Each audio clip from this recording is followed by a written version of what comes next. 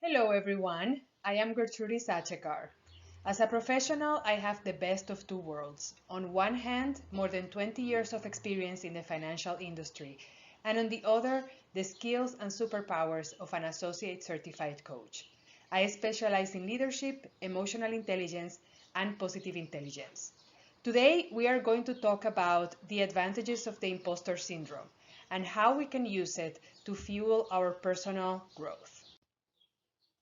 I'll start with an introduction, then the definition of imposter syndrome, the advantages of the imposter syndrome, and the key takeaways. Have you ever felt like you aren't as capable as people think you are?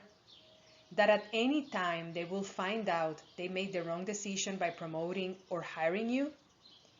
And because you are too scared of that possibility, you overcompensate by doing more and more and more to the point of burnout? Yes to all three of them.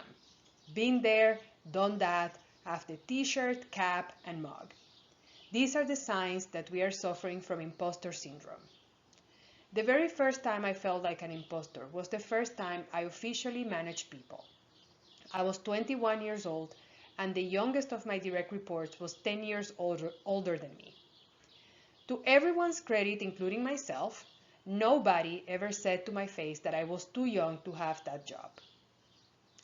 I don't think I consciously felt the imposter syndrome, but looking back, I can see some of the signs.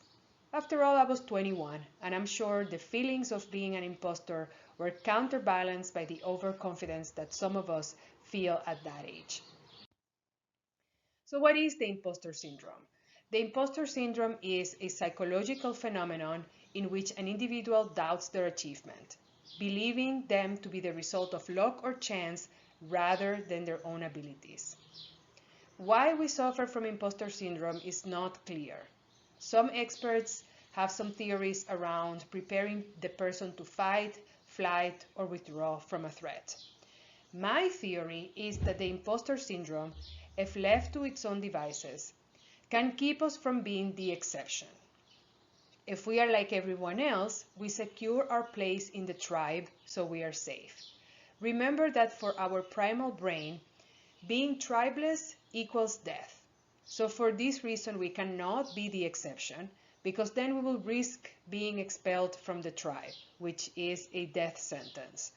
So the imposter keeps us secure, or secures our survival by playing it safe and keeping us in the middle of the road. In his book, Think Again, Adam Grant suggests that we can use the imposter syndrome as fuel versus suffering through it. And I love this idea. If we're going to endure it anyway, might as well take some advantage. So here are the three advantages that he proposes in his book of the imposter syndrome. The first one is that we work harder. So because we are not confident in our own abilities, we overcompensate by working harder than our colleagues. We triple check that report before sending it. We prepare for hours for a 15-minute presentation with the CEO. We never wing anything. We don't do anything in a cursory manner. In general, this is a great thing. I'm a big proponent of doing our absolute best, striving for excellence, and becoming the exception. Let's be mindful, though, of the dark side that could make us experience burnout because we don't know where or when to stop. And then we put our mental, physical, and emotional health in danger. The next one is that we work smarter.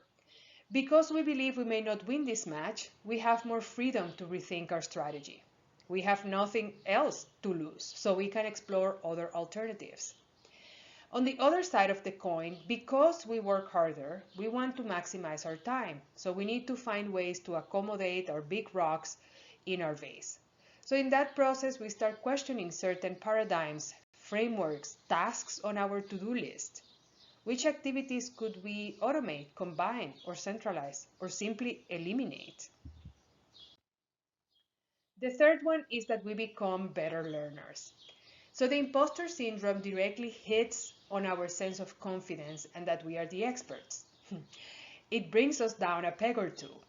Too much expertise and confidence in our own abilities could make us complacent, so we stop learning, growing, and relating to others in a collaborative manner.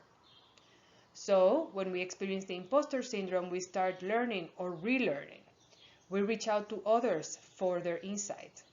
And the beauty of it is that it's a win-win all around. We learn, we connect with other people.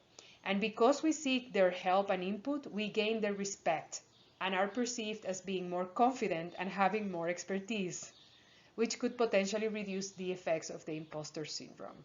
Such a beautiful circle.